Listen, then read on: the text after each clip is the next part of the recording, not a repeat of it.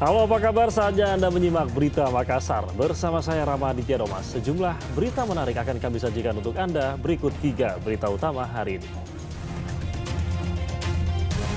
Terpengaruh video porno seorang ayah tega mencabuli anak tirinya sendiri selama 7 tahun di Kabupaten Pangkep. Demo hari buruh berlangsung ricuh di Kabupaten Goa dan Kota Makassar. Perjuangan seorang guru mengajar di atas gunung selama 14 tahun.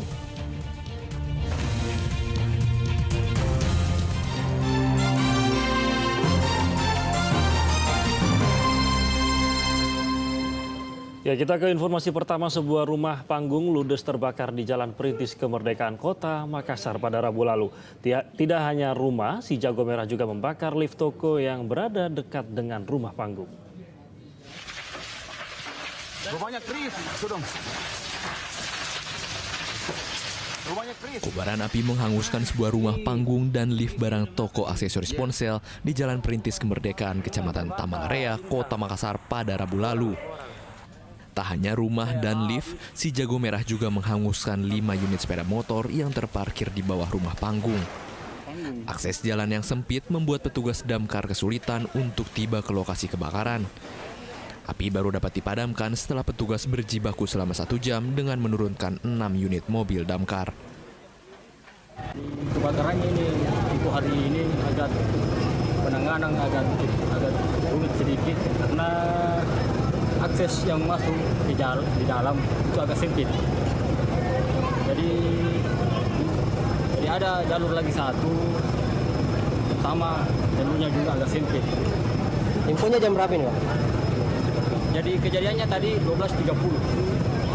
Di Jalan Perintis ya, toko bintang, di mana tongkang ini kemudian terdapat 1 unit rumah terbakar dan adanya 5 kendaraan bermotor yang ada di dalam rumah juga ikut terbakar. Tidak ada korban jiwa dalam peristiwa ini, sementara polisi masih menyelidiki sumber api dari kebakaran tersebut. Raisa Habu melaporkan dari Kota Makassar. Iya, gegara kecanduan nonton video porno, seorang pria tega cabuli anak tirinya sendiri di Kabupaten Pangkep. Perbuatan bejat itu sudah dilakukan pelaku selama 7 tahun saat korban masih berusia 7 tahun. S, warga Kampung Lai Karaje, Kecamatan Matang, Pangkep, tega mencabuli anak tirinya sendiri selama 7 tahun. Perbuatan bejat itu ia lakukan sejak korban berusia 7 tahun hingga kini 14 tahun. Pelaku menyetubuhi korban berulang kali hingga korban hamil dengan usia kandungan 6 minggu. Terbongkarnya kasus ini ketika korban bersama ibunya berkunjung ke rumah paman. Dari gelagat korban yang mencurigakan, sang paman langsung memeriksa isi ponsel korban. Ditemukan percakapan yang tidak pantas, disitulah korban langsung menceritakan semua kejadian yang dialaminya. Ayah kandungnya mengetahui kasus ini langsung melaporkan ke polisi. Diketahui pelaku juga kerap mengancam korban jika menceritakan kejadian tersebut ke orang lain.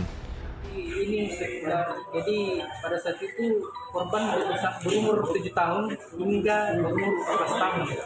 Jadi di dalamnya itu ada pencabulannya dan persetubuhannya. Seperti itu. Jadi benar ada ancamannya itu berupa bahwa apabila korban mengatakan hal tersebut kepada siapapun atau orang tuanya, maka tersangka akan memotong lehernya pakai menggunakan parang. Tapi sebelumnya apakah korban?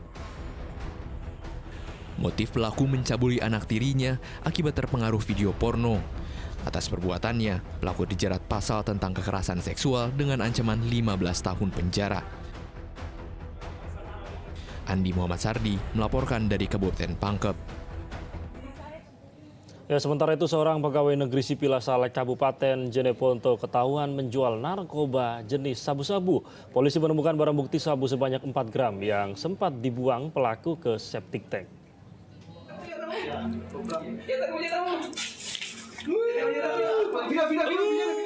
Risno Sutaryo, pegawai negeri sipil pemerintahan Kabupaten Jeneponto ini digerebek polisi di rumahnya di Jalan Poros Lanto Daeng Pasewang, Kabupaten Jeneponto setelah ketahuan menjual narkoba jenis sabu-sabu.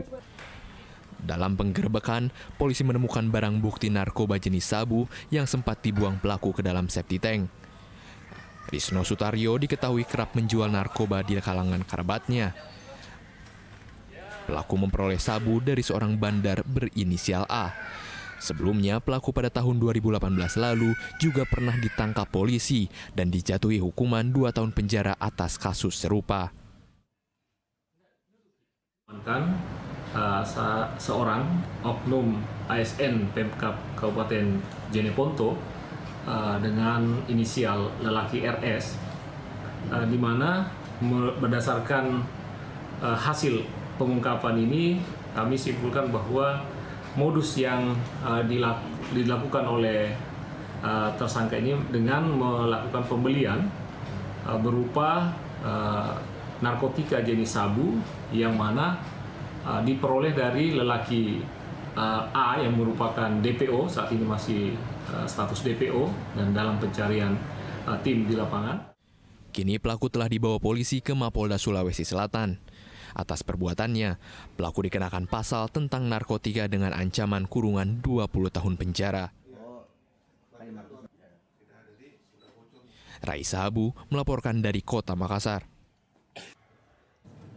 Ya, kericuhan mewarnai aksi Hari Buruh Internasional di Kabupaten Goa dan Kota Makassar. Puluhan mahasiswa terlibat saling dorong hingga nyaris adu jotos dengan polisi yang melakukan pengamanan. Puluhan mahasiswa dari berbagai universitas di Kabupaten Goa menggelar aksi Hari Buruh Internasional dengan menyoroti dugaan korupsi bansos di Kabupaten Goa. Puluhan mahasiswa berusaha menahan truk yang melintas untuk dijadikan panggung orasi. Polisi yang bersiaga di lokasi berusaha mencegah aksi pengunjuk rasa. Namun kericuhan disertai aksi saling dorong tak terhindarkan. Sejumlah pengunjuk rasa tak terima aksinya dihalang-halangi polisi. Bahkan pengunjuk rasa sempat menaiki truk kontainer untuk berorasi sembari membakar ban. Yang kemudian kami gelar pada hari ini untuk memberikan atensi khusus kepada Presiden Joko Widodo dan struktural pemerintahan terkait. Ada beberapa tuntutan yang kemudian kami bawa pada hari ini. Yang pertama, green issue yang kami bawa, buruh bukanlah mesin, stop komersialisasi pendidikan. Isu turunan yang kemudian kami bawa ada beberapa hal. Yang pertama adalah terkait dengan isu nasional, hapus dan hilangkan Undang-Undang Cipta Kerja. Yang kedua, hapus dan hilangkan Undang-Undang MBKM ataupun Kampus Merdeka Belajar. Yang ketiga adalah sejahterakan kaum buruh. Dan keempat, mendesak PJ Gubernur Sulawesi Selatan untuk segera mengeluarkan perda terkait dengan kenaikan upah UMR tenaga buruh. Sementara kericuhan juga terjadi di depan kantor DPRD Sulawesi Selatan. Polisi yang menghalau massa aksi saat hendak bakar ban di tengah jalan mendapat perlawanan dari mahasiswa. Akibatnya saling dorong tak terhindarkan. Satu mahasiswa yang dianggap sebagai provokator ditangkap polisi. Dalam tuntutannya, mahasiswa Aliansi Syariah UIN Alauddin Makassar mendesak pemerintah segera merevisi Undang-Undang Cipta Kerja lantaran dianggap tak berpihak kepada kaum buruh. Andi Muhammad Sardi, Raisa Abu melaporkan dari Kabupaten Goa dan Kota Makassar.